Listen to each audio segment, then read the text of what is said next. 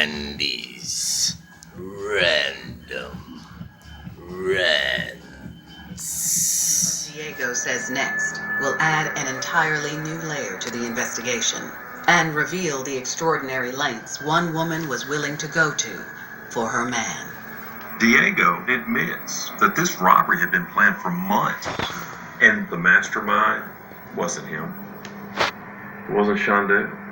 She was willing to do whatever it took in order to accomplish the goal. That is insane. But it's not a lie. It's definitely the truth. You see it all the time. If it's not you, then you know somebody that's in the situation similar.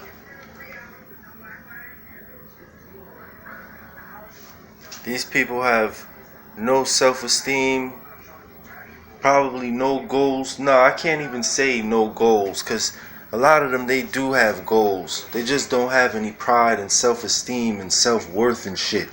Like, I mean, and then they'll have people that talk up for them and speak up for them and shit, like, yeah, you know, they really weren't that kind of person and they were just looking for love. Like, looking for love in all the fucking wrong places does not fucking count, bro. Like, that shit, that's not love, and that's not looking for love. Like, you're demented and fucked up, my nigga. Like, if you feel like you need to take somebody's life, anybody's life, for a piece of sour dick or some sour pussy. I'm serious.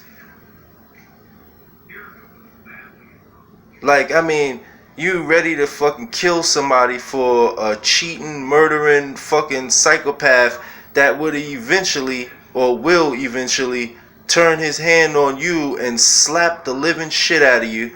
Word, slap the nigga right out your ass. But you'll still be with him. Word.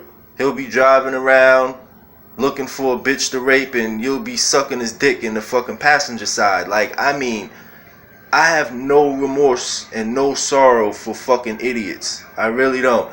And I have personally been through so much and have had so much experience that I feel very justified saying the things that I say, because like I've been in situations like, and it's stuff like this, these shows that like they just help put the key in the ignition to keep on going straight and forward and everything, because I've been around so many dummies and fools that I've given up a lot of things in life. Know what I'm saying? Especially when it comes to not being right. Know what I'm saying? Like, if I fight, I want to be right. And I'll just leave it at that. Know what I mean? I don't need to go through a whole fucking list of shit.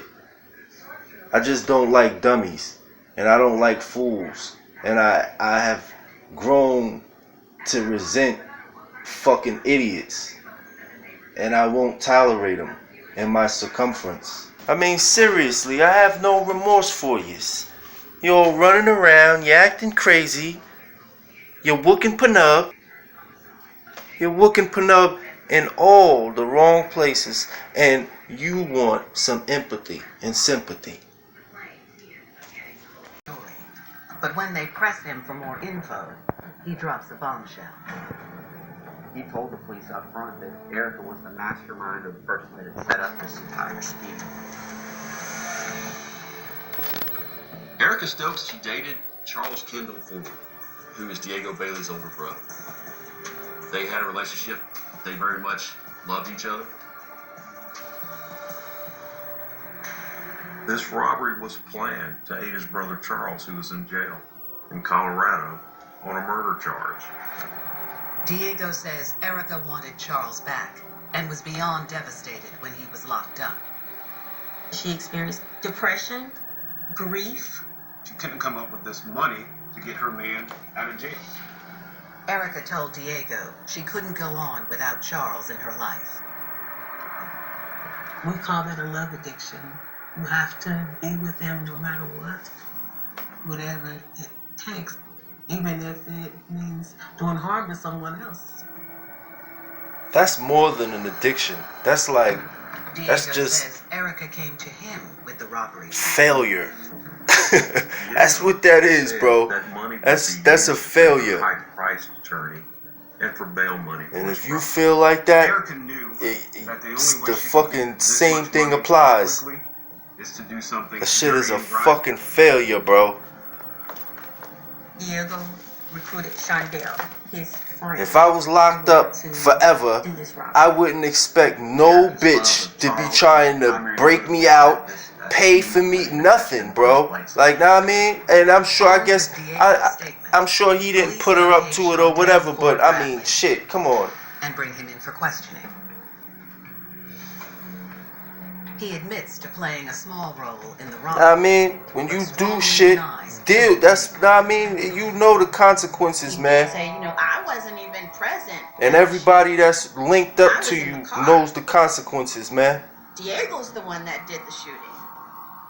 Completely opposite of what Diego told him. And the kids that died, You know which one's telling the truth or somewhere. what did they die for? But they both had different interpretations. They talking about that they got back in the car, didn't have no money, no jewels, no shoes, no nothing, But everything as far as the planning, except for the shoes that they came there with. So what was the purpose, really? Police still aren't sure who pulled the trigger, but they feel confident Erica Stokes holds the key to solving the case. And even if they did get money from it, that would be enough to pay and bond the murderer out? Detectives are hoping phone calls between Erica Come on, and her bro. incarcerated boyfriend, Charles, will shed more light on her involvement. Erica kept in constant contact with Charles while he was incarcerated. They talked almost every day, sometimes multiple times during the day. When you're an inmate in jail, every time you call somebody, the jail records those calls. Facts. When I get locked up, and especially if I know I'm about to get locked up, if I'm talking to a girl or am acquainted with the girl, I make sure that they don't think that we're together. Because I first of all, I don't trust you. I wouldn't trust you. I wouldn't put myself in the position. I have, won't ever do it She again. was willing to do whatever she could to get her man back by her side. You in there going upside somebody's head because of some fucking clown bitch on the outside. But I mean, that's some gangster shit. Ride or die. She couldn't come up with this money. I don't know about anything else And to pay for high-powered besides fucking idiotic. Indicates I have this job, but I'm not making enough money to be able to really help. So we're gonna go kill these two kids over here that does parties for nothing. Get no money, go get nothing. We just gonna kill them, and maybe my man will get fucking unchained and unloosed on society. In particular is especially damning. She actually talks about the robbery, saying, "We already got it all mapped out." She also says Charles' brother, Diego, is going to assist in it. Your brother talked about getting money. He was like, "We're gonna get back. I'm gonna come talk to you face to face. I'm gonna get my brother out of there." The recordings are critical evidence against Erica, but it's her contact with her boyfriend's brother Diego that seals the deal. Investigators get Erica's cell phone records, and it reveals these text messages going on right around the time of the murder. They see Diego and Erica texting back and forth over 100 times. Those text messages basically revealed a step-by-step of everything that was going on that evening. Erica's in the home talking about what she sees. She's telling them how much money's in there, what's going on. More importantly, one text in particular says, "Get ready," as in, get ready to make a move. Now investigators have proof beyond a doubt that Erica. So a dude gets into a fight with another guy, pulls out a gun, and shoots him to death This was a stone cold, straight up home invasion. like a coward. And two people were murdered. And then you then you got a woman setting up two guys, like you're in their house, setting them up, casing them out. Murder and aggravated assault. Detectives believe Diego Bailey, Shondell Ford Bradley, and Erica are all equally responsible for the murders. But there's still a question about the involvement of Erica's friend, Kendra. They're not sure if Kendra knew about the robbery plot or if Erica was just using And then you be having these guys, they specifically go after certain people With her back against like that, so that they, you know what I'm saying? Like they'll have a fan club, whether or not it's that one person or a couple. They'll just have that one fan club person that'll stick with them until the day that they die. Go to the grave, go get locked up with you and everything. While you're in there. Behind a robbery gone bad that left 2 young men dead from a hail of gunfire. What? I'm sorry for laughing, but what since like 2 dead men for nothing at all? Like, I mean, there's story after story, but we're on this one right now. She just knew the evidence was too strong against her. She says, in exchange for my testimony, will you agree not to give me the death penalty? I thought she was gonna say, will you agree to let my man go? I'd have been like, yeah. She begins to tell her story. What's your story? She admits that it was her that came up with the idea. She'd been planning it for over a month. Erica targeted JP and Will because she thought that it would be an easy lick. She enlisted the help of Diego because he always had guns, so she knew he would be the muscle. Diego then brought in his buddy, Shondell. And she's such a loving person, such a loving person that in the midst of all of her lusting love, Will and JP, and in the midst of this whole story, there was lots of cash that was everybody forgets about those 3 little kids that's sitting at home or wherever they're sitting right now. They would go to the house party. Everybody forgets about that. But this shit is all about love And Diego and fucking passion and fucking whatever else besides fucking imbecile idiot shit. Like, I'm sorry for getting like, I'm sorry for getting so passionate over here. Like, but it's just sickening. When they arrived at the house, JP let the women into the party, just as Erica had planned. You love a nigga so much, you go kill 2 people for nothing, and now your kids have nobody. While the girls were inside, Diego and Shondell set up in the backyard. They're outside, behind the house. I wonder if they felt cool at this moment right here.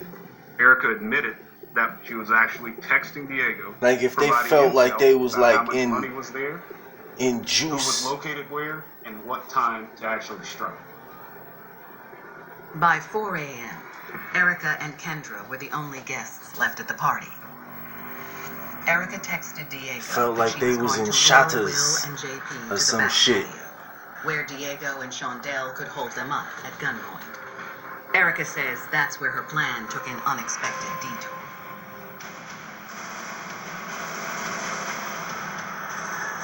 Gunfire erupts and she gets scared and they take off running. And we talking semi-automatic weapons too. She was adamant that this was supposed to be a straight up just robbery. You needed that much gun power was not supposed to be a part of to kill 2 innocent people that weren't armed. Just panicked. yo, man. Will and JP are dead. I'm sorry and it's just for nothing. laughing. And that's just a shame. I'm not really laughing. Their families are without them for absolutely nothing. Erica says she has no idea why Diego and Shondell opened fire. She also stands by her previous statement that the men threatened her after the shooting. Detectives believe that Erica is telling the truth and seems remorseful of her actions. But at that point, it's way too late. You've set a series of events in motion that led to the death of 2 people. She committed this crime for Charles because she felt like He was the only person that really loved and cared for her. You guys sound like you really understand too. Erica is charged with 2 counts. Like of you're felony sympathetic murder. and shit. Diego and Shondell, they were also charged with 2 counts of felony murder. As for Kendra Moore, she is charged with concealing a death after the fact. Even though Kendra didn't know about the robbery plot, she didn't get help for the victims after the fact. She could have called the police, but she didn't. As Erica's case makes its way through the courts, what price will she pay for her devotion to Charles? Clearly, she was the person that was the catalyst for what happened, and the consequences were going to need to be grave for her. I would love to know if them niggas thought or felt like they was in Scarface or Belly or some kind of fucking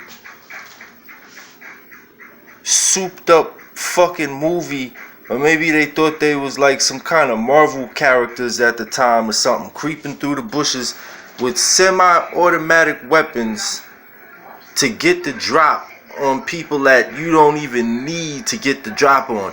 You could have probably went and put them niggas in headlocks, bro. Facts. You got guns like that? You know, there's no need for... I mean, once you got weapons like that, it's like...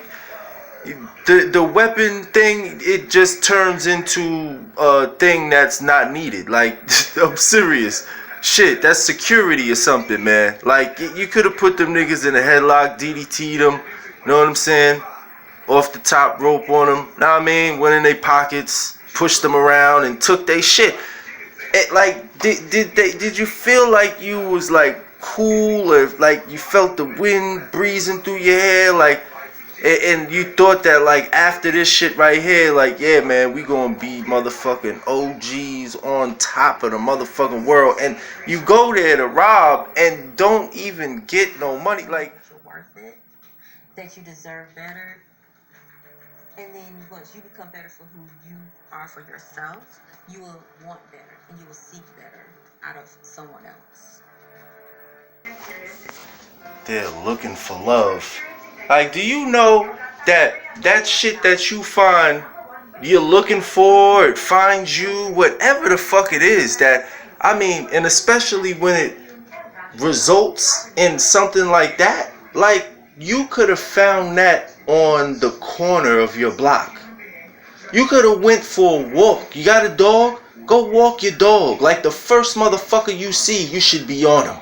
The first motherfucker that even talks to you or shows you some kind of attention, you should be on him. Like, I mean, really, just balance it out or weigh it out. I mean, unless that's what you want. If you want to find somebody that's going to drag you down to the depths of hell with them so you could go serve time with them, then go do it. But you could have found that at any corner store. You could have found that at any gas station, sitting there asking for a couple of fucking pennies or dimes, bro. That would be better than that. Erica most definitely committed this crime for her man.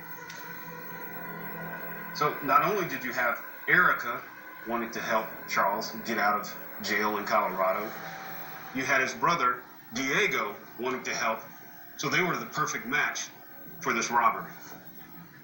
With their trials looming, Erica What robbery? pleads guilty, as Was does there her something friend, robbed? Kendra Moore, and hired gun Shondell Ford Bradley. Kendra Moore, Erica Stokes, and Shondell all agreed to plea deals in exchange for their testimony against Diego Bailey. Diego wanted to go to trial. Diego said he didn't do it. He said Shondell is the one that actually shot Will and JP. He insisted on holding fast to the statement that he had given to police, that he had abandoned his role. On June 22nd, 2009, Diego Bailey's trial gets underway. At that trial, all three, Shondell, Erica, and Kendra, testified against Diego about what had happened. But Diego's defense attorney holds steady and maintains Diego's innocence. During that trial, Diego gave the defense that he never went up to the house. He stayed in the car. He says it was actually Shondell who moved out and did the shooting. Prosecutors refute the claims and cite the ballistic evidence. At the crime scene, we had 2 different shell casings. One was consistent with being shot out of a rifle, and the one was fired out of a handgun. Yes, it's possible to fire an assault rifle and a handgun at the same time, but not likely. Yeah, right? Crime scene analysts had determined Rambo. that the shell casings They went over there with Rambo them. trajectories and distances. That's pretty clear-cut evidence that you have 2 assailants that are firing weapons at the victims. In November of 2010, a jury finds Diego Bailey guilty of malice murder, felony murder, and aggravated assault, along with conspiracy to commit an armed robbery and possession of a firearm during a crime. The judge hammered him and gave him 2 life sentences. As for Shondell and Erica, they each pled guilty to 2 counts of murder, and each received life sentences. Unlike Diego Bailey, though, their sentences were concurrent with each other. So someday they might see the light of day and might get some parole. They just wanted at least a shot at not dying in prison. So I believe that's why they agreed to their plea deals.